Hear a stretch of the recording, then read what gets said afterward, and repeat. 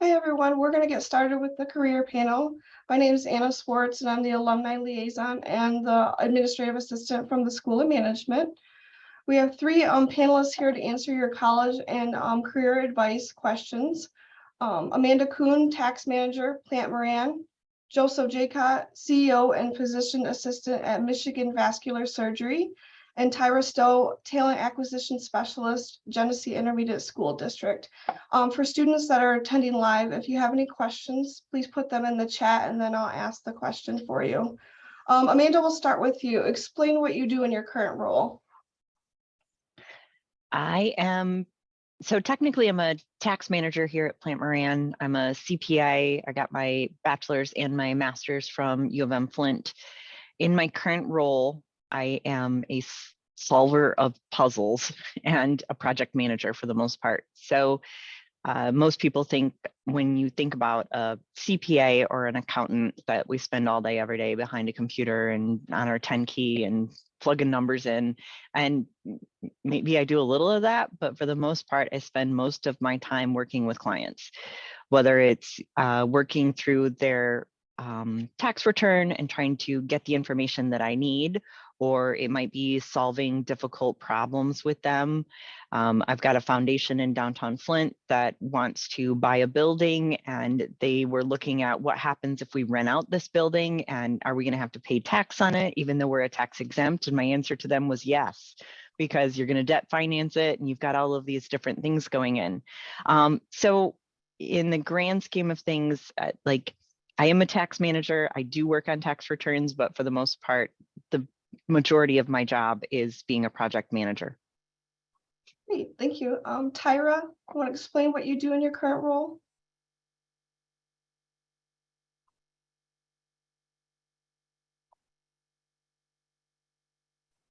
I don't know if we lost her. Joe, do you want to go? Sure.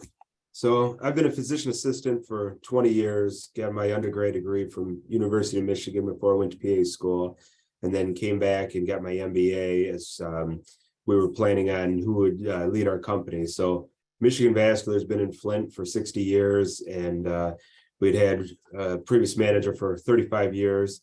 I got my MBA and then took over managing this.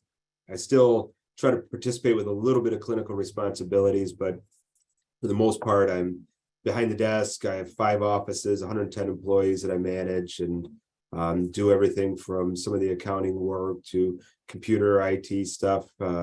Just kind of fixing whatever comes along that day. Yeah, thanks.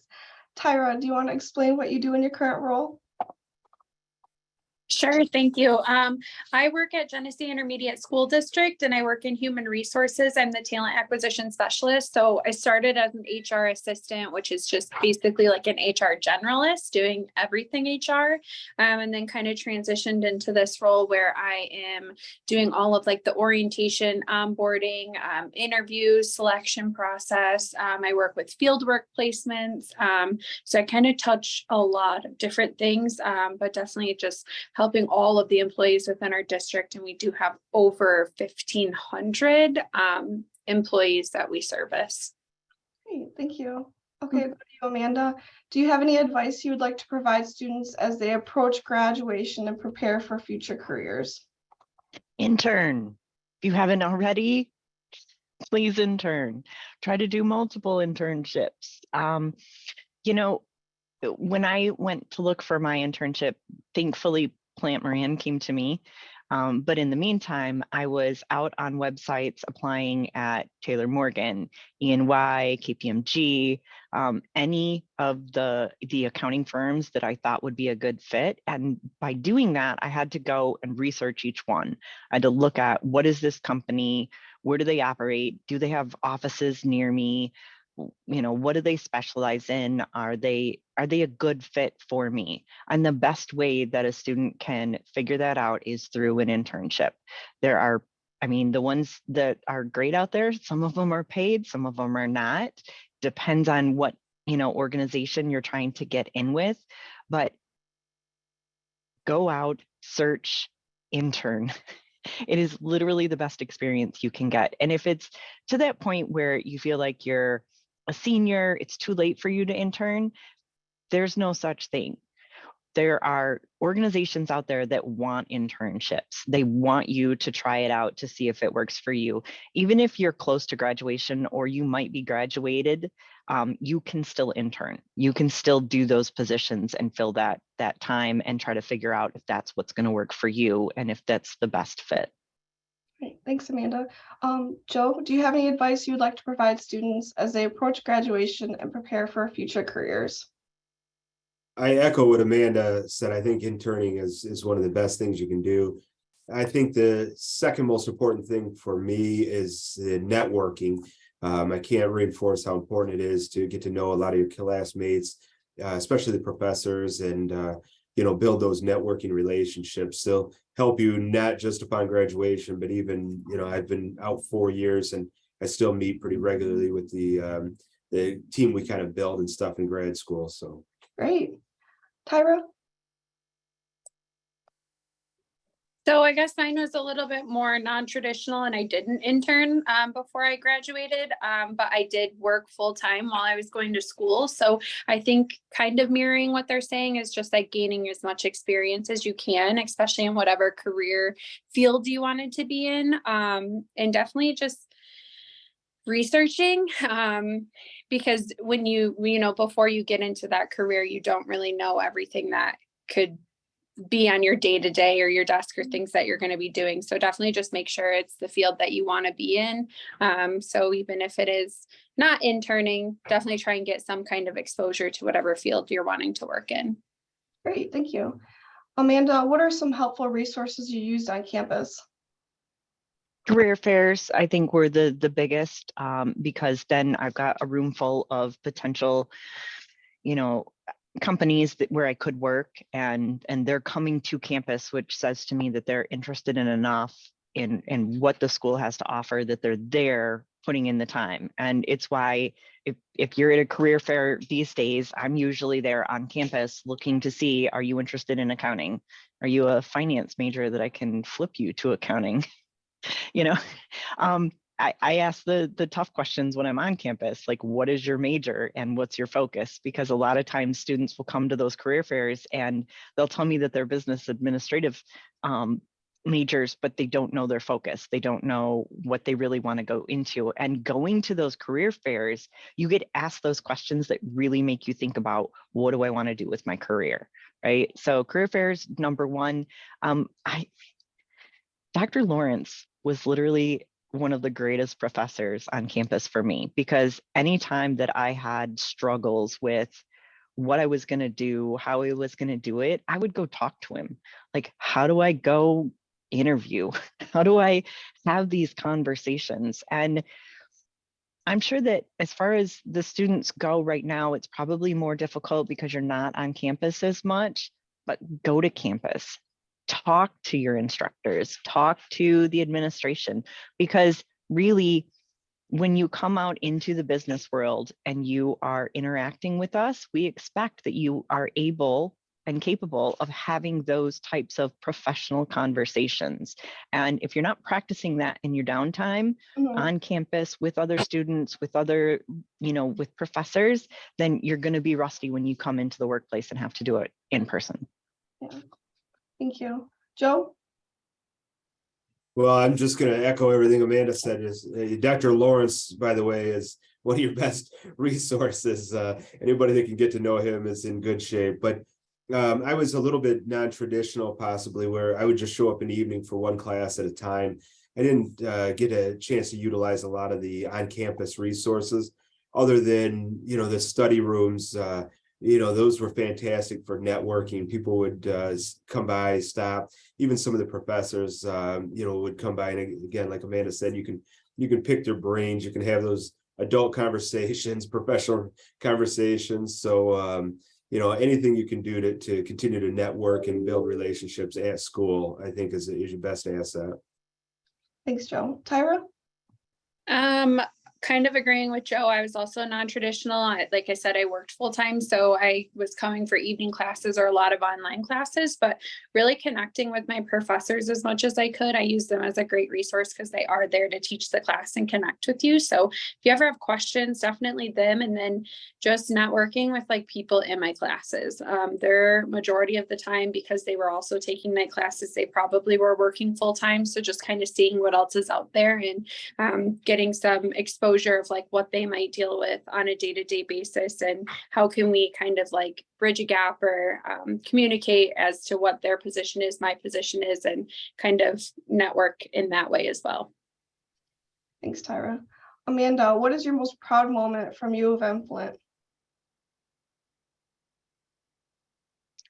I mean, from U of M-Flint, it's when I got to come back and do recruiting. Because I like really that's where I feel like I get the most bang for my buck, is the fact that I can come back and maybe be that person that talks to students and is a game changer, right? Because somebody did that for me. And it was someone here at Plante Moran, and they changed my life for the better because they made the effort to come on campus, talk to one of my accounting classes. I heard what they had to say. It seemed like this wonderful opportunity that to me was almost like like a golden chalice. Like it almost didn't exist. And I came from this background where I had managed restaurants and bars and I was a bartender, and to come into a professional organization the way I did at Plante Moran, it's really on me that I feel like I need to give back to the students that are there and show them all the different opportunities that lay out in front of them, because you really have no idea how vast those opportunities are. When I started in accounting, all I thought about was tax and audit. And what I realized is that it's a massive world out here, and the potential is unlimited. Thank you. Joe? Well, this is going to be kind of selfish to say, but it was probably being a Dort Event Center, getting the diploma. There was a lot of sacrifice having, more than full-time job, 3 kids, and kind of punching it out. But you really knew that you were prepared for a lot of what would be out there. And again, having other relationships. So unlike Amanda, accounting was my weakest subject. And I really, paired up with a couple of accountants that graduated with me. And to this day, I can reach out to them and say, hey, let me bend your ear. So I can use them for free versus calling my own accountant. And let me tell you, Amanda's driving some big bucks over there. So Thanks, Joe. Tyra? I'm also going to mirror Joe and just say that graduating was my most proud moment. It took me 8 years to get my bachelor's degree because I was working full time doing it. So when I finally was finished, it was extremely rewarding. Thanks, Tyra. Okay, Amanda, I have sort of a 2-part question. So if you had to do it over again, what would you do differently? Or basically, like, what do you know now that you wish you knew during your time here? I don't think you're going to like my answer, but I would have done the dual major. Mhm. The finance and accounting for the CPA is, it's all you need. For us, we need 150 credit hours. We need to be able to take the exam, take those classes that are required. And I could have done that as a dual major instead of doing the MSA. And for me, it was just a matter of like, I really wanted those 3 little letters as far as the masters go. And when it came to it in the end, I needed the CPA, and the CPA opened so many doors for me. And I didn't really understand that when it was happening. It was just, okay, I need to do this because they're telling me to. And then once and I really had to work for my license. I failed every section of the exam. It took me forever. I came out of school with a really high GPA and then just bombed on the exam. So it was very difficult to achieve, but in the end, it's literally one of the things that I'm most, proud of. So. What's it like? I heard the CPA, it's normal to take it a few times, right? It's, yeah.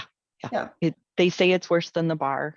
There are 4 sections. You have to pass it all within a certain amount of time. They change very often. It's literally set up as a way to weed out the weak and those that really aren't in it to win it, you know? And I mean, it was very stressful, and I've seen it break a lot of people. And I'm probably more proud of the fact that I, accomplished that than the fact that I gave birth to 2 wonderful human beings. Don't tell them that. One of them's a student at U of M. Thanks, Amanda. Joe, if you had to do it over again, what would you do differently? Focus more on statistics. I never did master the pivot table, and I regret that to this day, now that I have less of a network around. But really it's hard to tell what you need. Kind of like Amanda said, at the time you're going through the motions, you don't necessarily know what's the most important things you're going to utilize after you finish. And for me, statistics and some of the things like that, I think I use more on a day-to-day basis than I anticipated. Thanks, Joe. Tyra? Working in HR, I guess I don't need some of the classes or things that Joe and Amanda are talking about. So I think one thing that I would definitely have done more of is just networking more, talking with my classmates, talking more with my professors. I know I mentioned that I did that, but just doing more of it. I feel like you can just never have enough connections, and knowing people and knowing where they work or knowing people at different places is just, there's so much weight in that, and it can definitely help you get along in your career path as well. Thanks, Tyra.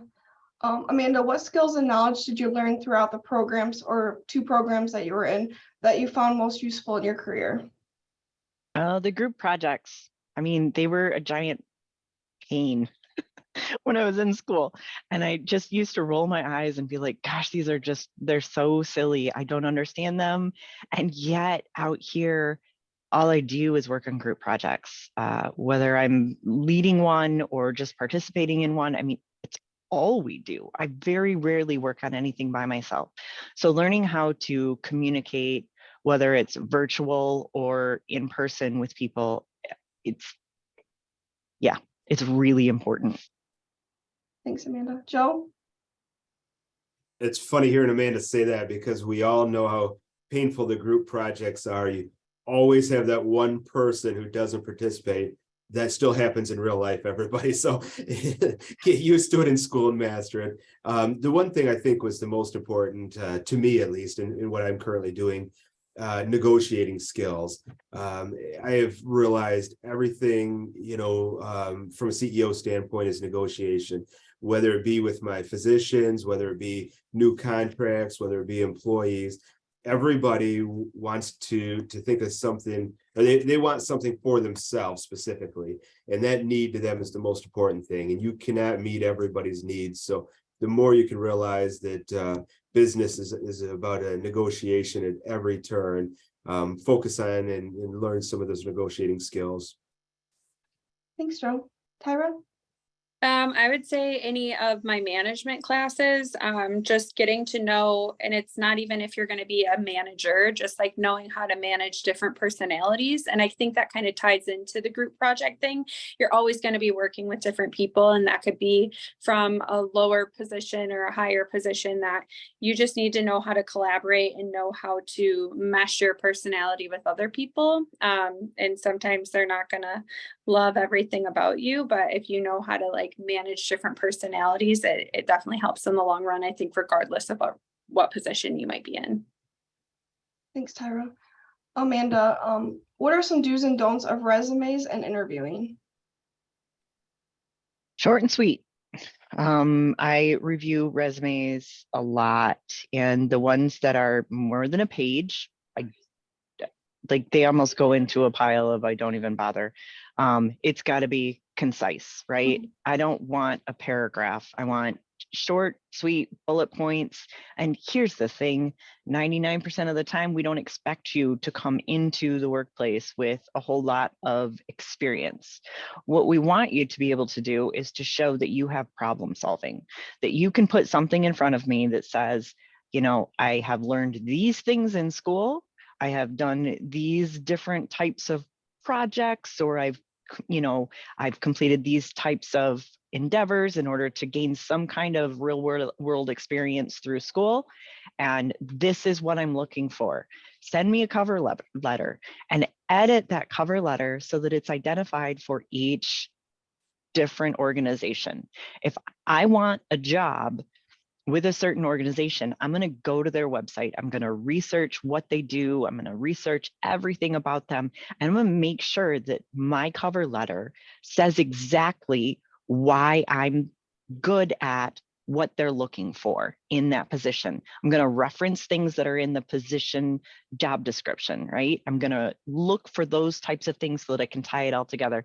I once applied for a job at U of M and got the job because I was told that the cover letter was like a love letter to their soul, because I really tried to pinpoint exactly why I was the right person. And I mean, every position is going to be different, but if you can take that extra time to actually make a cover letter that says why you're good for that organization, you're more than likely going to at least get a call. You don't take that time, you're just going to be one of the many candidates that just submits a resume and doesn't put the effort in. Thanks, Amanda. Joe? So, yeah, I'm going to be the cynic of the group here. For some reason, the entire, as most of us have heard by now, hiring is completely different now compared to 3 years ago.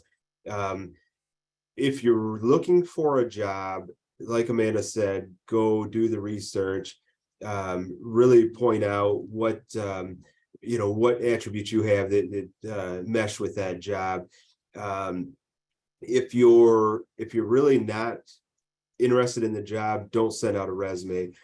For some reason, we have such an attrition from the time we get a resume to those people we get in a phone interview to the people we actually, I mean, we have people that will schedule, an onboarding and not show up. So if you want to stand out from the crowd, nail it with your resume, and then especially with your interview, find out what appeals to you the most and get the job that you really want, not wasting your time or anybody else's time.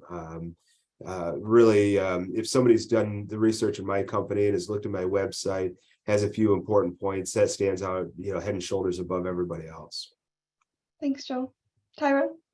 Definitely piggybacking off the two of them. Do your research, especially if you're applying for a position, like Amanda said, make a cover letter that really is a love letter to that job.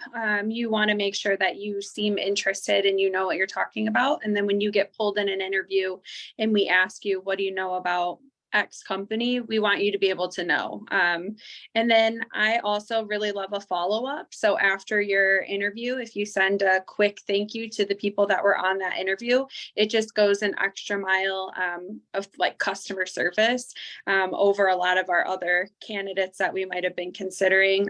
We more than likely are going to pull that person because they did that extra step. Thanks, Tyra. Amanda, what are some soft skills that employers are looking for new graduates? We don't look for a lot, but you got to participate. So if you're going to intern here, we expect you to do the things that the other interns are doing. We set up a ton of different events and networking things for them to do. And if somebody is not participating, even if it's an after work thing, say, you miss one, that's one thing, but you miss all of them, you're probably not going to get a full-time start offer.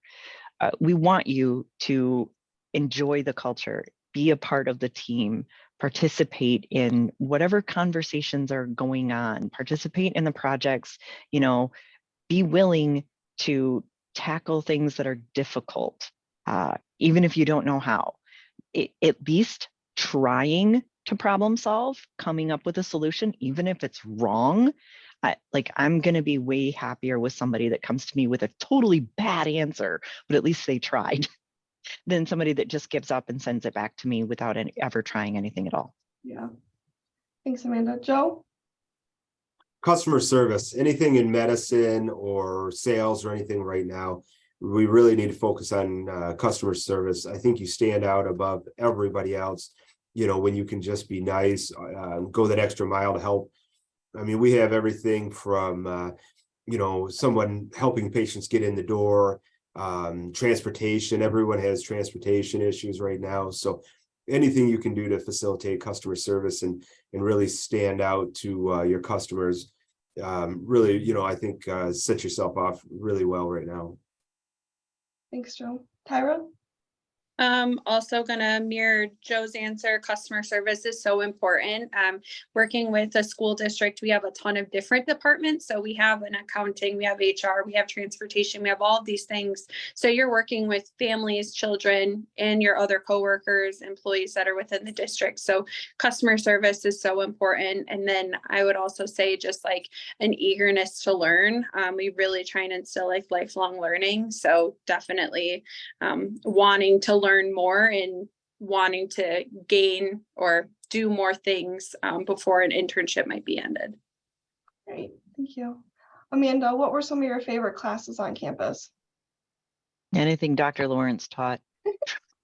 I'm gonna have to share with him the love that's going on here. He knows that I mean, I think that's because he was teaching all the human behavior ones. And as an accounting major, and I would sit through a lot of these, accounting lectures, which, I try to say that they weren't dry, but it's accounting. And when you're having to learn it, it's not the most exciting. And then you go into one of Dr. Lawrence's classes and you're watching the Shawshank Redemption, and learning about the different ways that human beings operate when they're in an organization.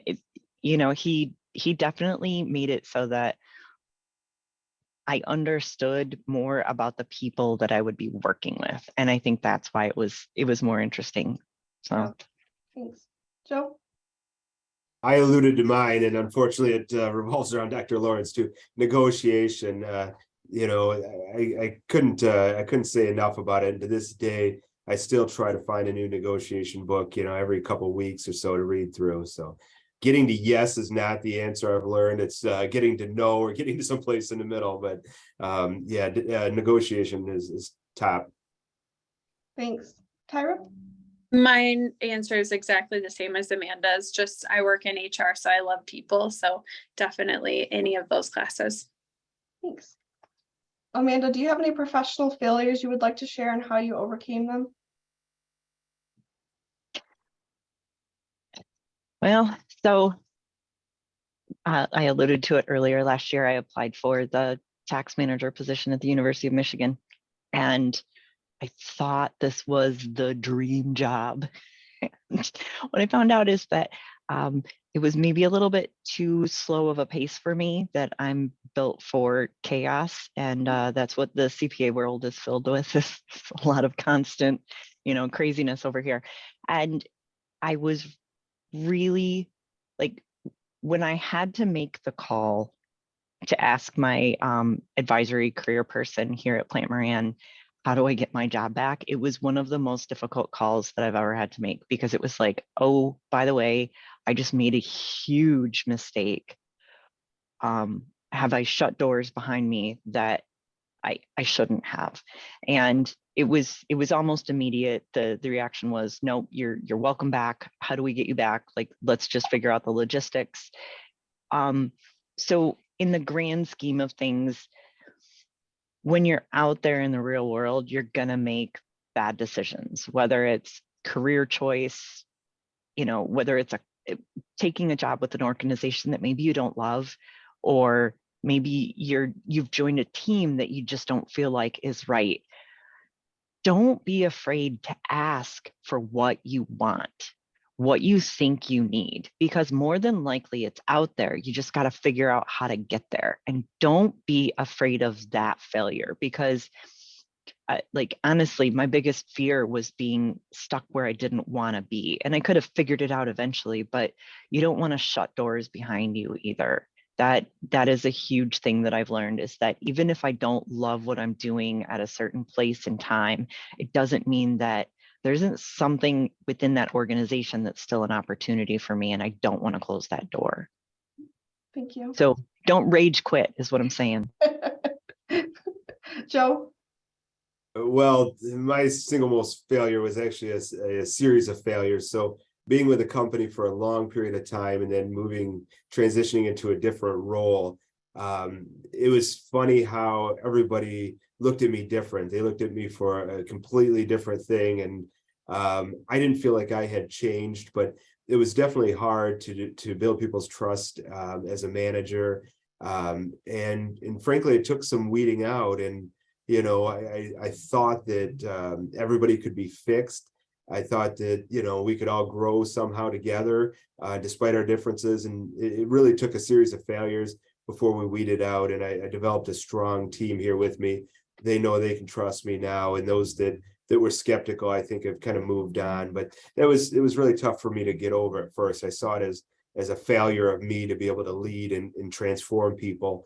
Whereas, like Tyra said, you really got to understand that we do have all those silly things you do where one person's a red, one's a green, one's a blue. That means a lot. And if you as a red can't talk to a green, well, it's going to be a tough relationship. So that was it, just a series of misadventures and stuff. But eventually we all grew together and developed a great team. Great. Tyra? I would say just staying in a job too long that I didn't love. I felt like I missed a lot of opportunities to continue growing because I was comfortable and I was trying to finish my degree, where it's never going to be a good time to feel uncomfortable. But always just remembering that, like, your job, you almost have to look at it like you're in a relationship with it. And if it's toxic for you or if it's not working for you, then look for something different. And don't be afraid to take that leap or to, like Amanda said, like, ask for things that are going to make you feel more comfortable or are going to make you want to stay in that position or in that company. Like, the worst that can happen is they say no. So you don't really have that much to lose because there's so many other opportunities out there. You get in a company and you think that this is the only place that you're ever going to work, but you're always going to be growing and you want to continue growing. So look at that relationship with your job like it's a significant other. You spend more time at your job than you do anywhere else. So definitely just make sure it's always a really good fit for you. And if it's not, then find something that is. Thanks, Tyra.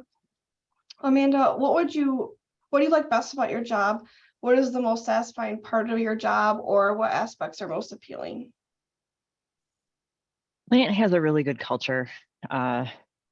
Like, when you come in, they give you a buddy. It's somebody that is maybe 2 or 3 years ahead of you that you can go to with every question that you have, whether it's, where do I sit? Where do I put my stuff? Where's the bathroom?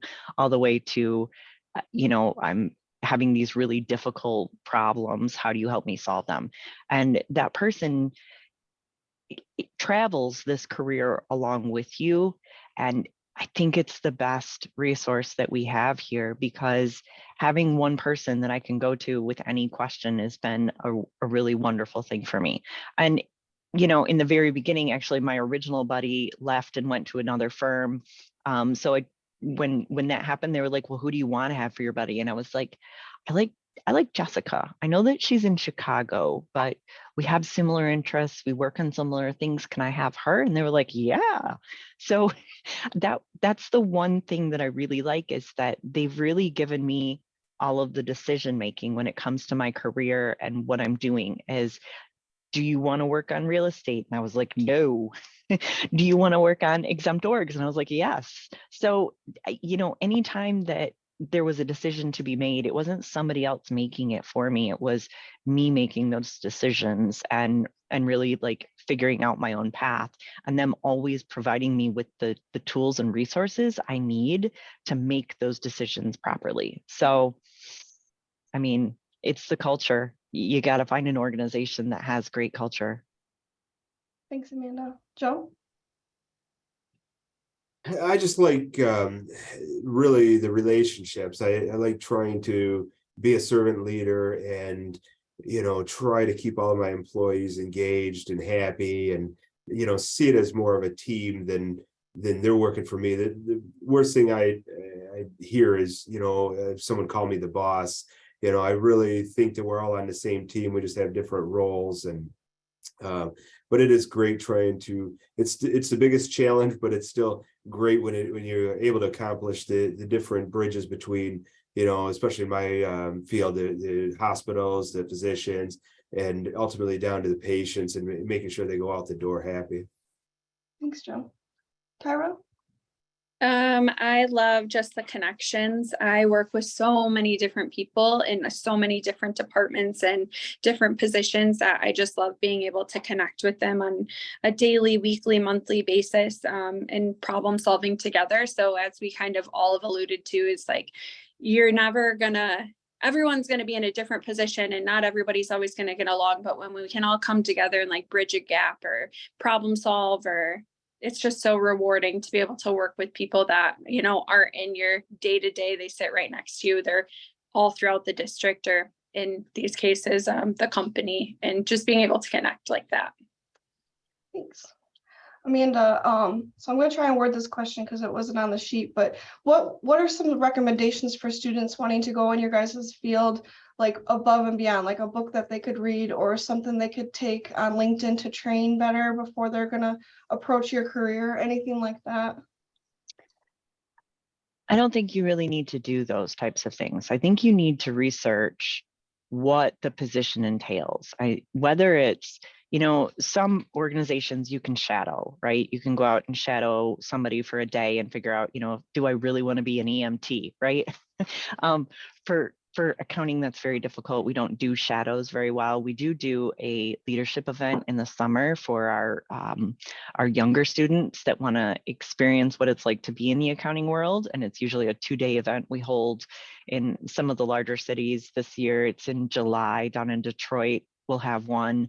So if you can do those types of leadership events, that's great. But really, it's about researching what does it entail to become this type of professional, right? For me, I had to go out to the NASPA site, look up what classes did I need, look up how many classes and credits did I need. Did they have to be from only U of M, or could I use my credits that I earned at Mott?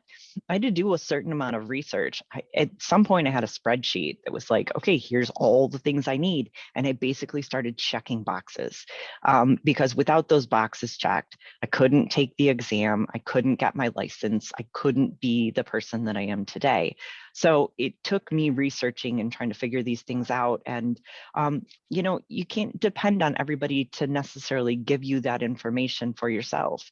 You need to go out and figure out, like, do I really want to do these things? Do I want to have 150 credits to be a CPA? Do I want to have to take all the accounting classes? Or do I want to just be a regular accountant and go work in industry somewhere? Maybe I'm working at a hospital system. And I mean, obviously the requirements to be a CPA are more stringent than they are for other professions, but it also, opens the door for a much larger salary down the line too. So those are the things that you need to look at. I don't know that it's a book you want to read, but it is definitely research that you need to do. Although if you do want to read a book, Eat That Frog is great. It's probably the best book out there. It teaches you how not to postpone all the crap you don't want to do. Nice. Joe? I've got to write that down. Eat That Frog. I haven't heard of that one. My favorite book with negotiation is Never Split the Difference. So anybody that's looking for a good one, never split the difference.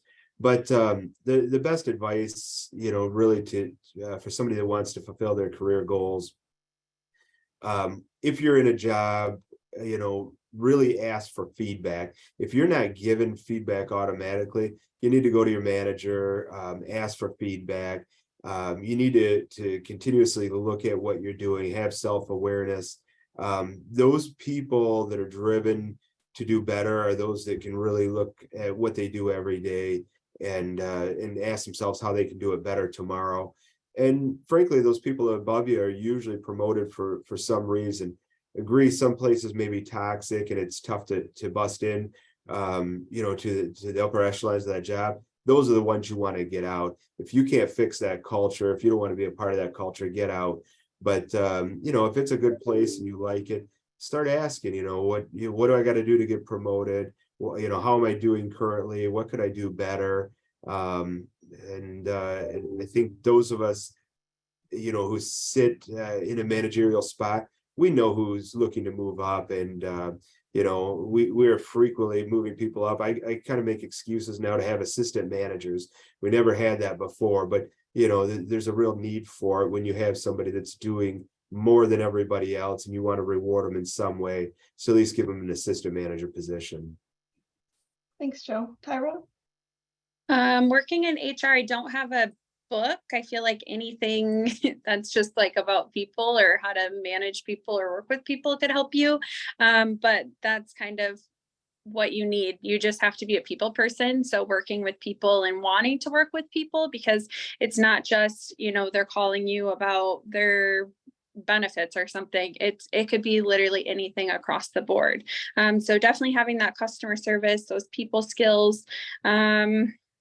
I just had something and I lost it, but it was something that Joe just said too. Maybe I'll get it. If it comes back to me, I'll let you know. Okay. Amanda, can you describe your typical day? I don't have a typical day. They're all different. Am I here in the office most of the time? Probably. Because I can do everything virtually now, I try not to travel because I don't want to sit in a car more than anything. But there is a little bit of travel that I do. Like last week, I was down in Toledo. A couple weeks ago, I went down to Columbus for a couple of days. Regularly in Chicago to meet with some of my private foundations. But it just depends. And in the accounting world, you can choose to travel or not. I have friends that work regularly all over the United States and sometimes even in foreign locations. We got a team that goes to Hawaii every year. I've been trying to trick them. Talk them into letting me do the tax work. They keep telling me that it's not even remotely related to what I do, and I don't care.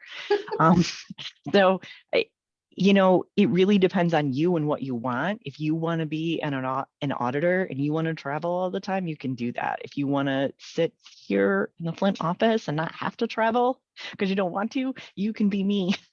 That's the great part. For the most part, I am dealing with clients 99% of my day. So either through emails or Teams meetings which are similar to Zoom.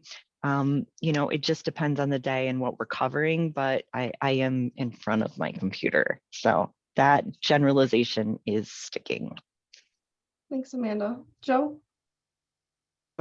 Typical day for me starts out before everybody else. I prefer to be in the office early, have a jump start on things. So I usually show up by 7 a.m. or so, start answering emails, getting things prepared. And then once other people are here, I try to find excuses to make rounds around the office and, touch most everybody that's in our main office.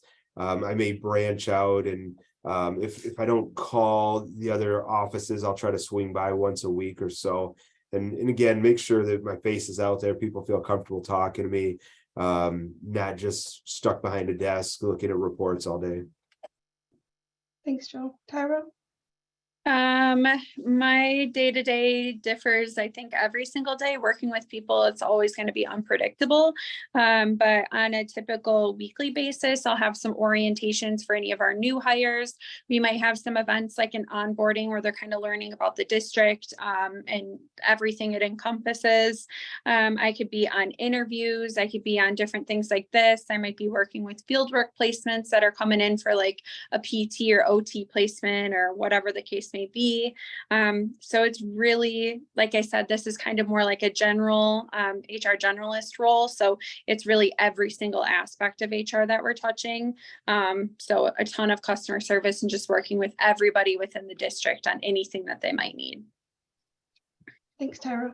Amanda, can you describe your hiring process? How many interviews did you have to complete before being hired, or how long did it take? I guess just give like students an idea of the process behind hiring, maybe when you were hiring there or how you hire at Plant Moran.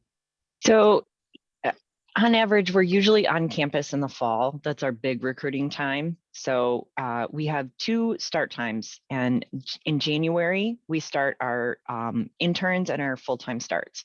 So interns will go January through April, full-time, you just stay. And then we also have another internship that starts in June. That one runs about 6 weeks, maybe 8. And then we also have August hires. So if you hire in with us, usually going through the internship process is the easiest way to get a job, because like I'd say 98% of our interns get full-time offers. When I interned, my first interview was a phone screening with somebody from HR. It took 2 minutes. They basically just wanted to know, was I on the CPA path? Was I, taking the classes I needed? And would I be available in January to start full-time as far as an intern goes? And then that progressed to a in-person interview where, and this is a little different now, but we used to go into the office in a group and everybody would interview together in a large area. You'd have like a group discussion, and then you'd break off into groups and go have one-on-one discussions. I had that. And then at the very end, I had one of the partners took me to lunch, and that was another hour and a half of grilling. It was about 3 hours in total of interviewing. And it's not a terrible way to get the feeling for how I interacted with them and how they interacted with me and whether or not it was a good fit. They told me it'd be a couple of weeks before I heard back, but I lived 2 miles from the office at that time. And by the time I got back home, they had called me and offered me an internship. So I think I was probably pretty lucky. Most of the time, it usually takes at least a couple of days. But then after that, I started my internship. I interned from January to April. At the very last week, they were like, hey, by the way, we're going to give you a full-time offer. That would have been back in 2014. And then the offer was for a 2016 start. So I interned when I was in my senior year of school, but they gave me an extra year and a half to finish my master's and complete school so that I could have my 150 credits by the time that I started. When I did start, or actually once I got my internship completed and my full-time offer, they also paid for Becker, which is the CPA study material. It runs about $5,000. So that's really helpful. Anytime that you go into one of these professional certification type organizations, a lot of times they pay for your credentials for you to study for and potentially pass and get those types of things. My firm pays for all of my like CPE and to make sure that I maintain my license, and they reimburse me for my annual license fees. So you want to look for those kinds of organizations.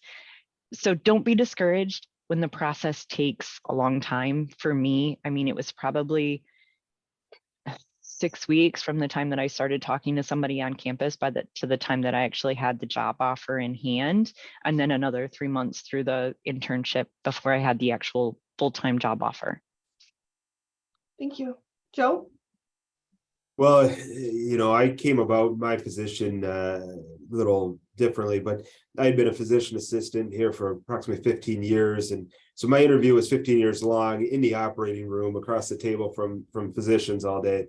They had actually approached me about taking over, and then I went about getting my MBA and then assuming my role when our current CEO retired. As far as interviewing others, I interview for all different positions from receptionists all the way up to our physicians. Each one demands a little something more. I would say I still try to really vet out and ask a lot of intriguing questions, problem-solving kind of questions, to see if they're a good fit. Higher level positions like our physicians, we'll go to dinner, and again, these are people that you're going to trust, across from the operating table, and trust patients with, and exchange of a lot of information. So you really want to get to know them. So I'd say, kind of like Amanda alluded to, as you seek a higher level, position, expect a little more demands, a little more professionalism. Don't hesitate on dinners and spending the time to get to know people. Once you get into that job, you'd like to stay there if it really is a good job. Thanks, Joe. Tyra? For my position, I had applied, and I would say within a week I heard back inviting me to do a first level interview, which was in person. So I came in for that. And then I would say within a week from that interview, I came back for a second level interview. And then just had to make sure that I provided everything that they needed prior to potentially offering. So if they ask, definitely in the application, if they ask for transcripts, cover letters, anything, make sure you provide it so they don't have to go back for it later. But after I did my second level interview, I was offered the position. I put 2 weeks in at my last position, and then I started working here. So depending on the position, it could go from either 1 to 3 level of interviews. But I mean, we try and move pretty quickly because we know if we don't move, we could be losing someone that's really great and could be valuable to the company. So we try and move as quickly as possible. Great. Tyra, I have a question. Sure. If someone doesn't get the position, is it appropriate for them to call and ask for feedback, maybe of why they didn't get that position? Absolutely. I think we try and call anybody that does come in for an interview and let them know that, we maybe picked someone that was a little bit better qualified for the position. However, I do appreciate when people reach out and ask, at least if you don't know, like you haven't heard anything back and you're wondering what's going on with the process. I think it's totally acceptable to reach out and ask, because you want to hold that company accountable as well, where if they weren't getting back to you and you're looking for someone that's giving you constant feedback, then maybe that wouldn't be the right place for you to work anyways. So definitely asking for feedback is great. Okay, we have a question from Courtney. Amanda, if someone doesn't go to the internship route, what qualities are you looking for? I will be graduating with an MBA, MSA, and will have had 5+ years in a related field, but not an accounting firm. We just want you to be on the CPA path, which means on the way to getting your 150 credits, working towards making sure that you have those accounting classes that are required for the exam, and be willing to, go the CPA path. That's literally what we want. It doesn't necessarily matter that you did the internship. We still have full-time offers that are out there for candidates.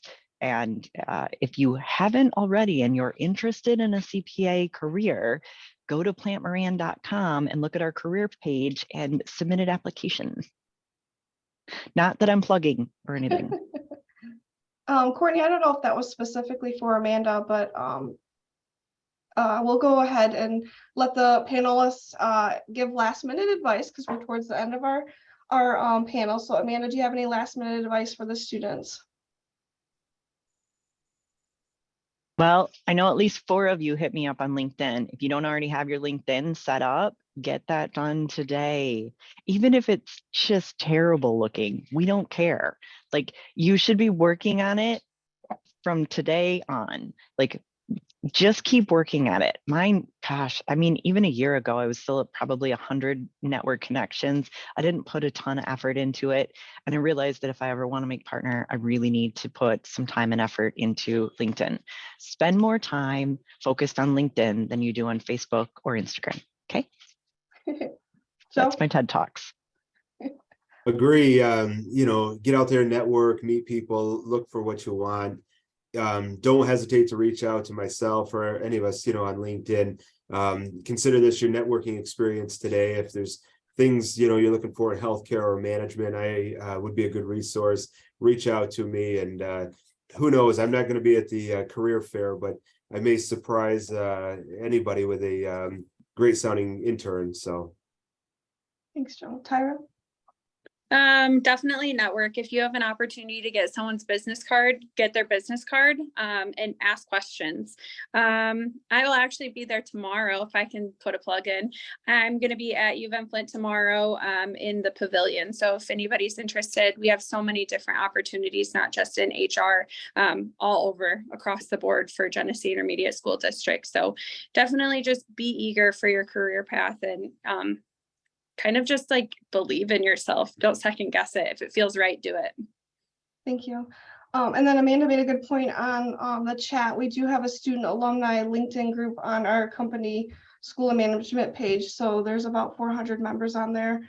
So make sure you join that. And I'd like to thank Amanda, Joe, and Tyra for joining us today, giving great advice, and the students for attending. So we are all done. Thank you. Thanks, everybody. Thank you. Thank you.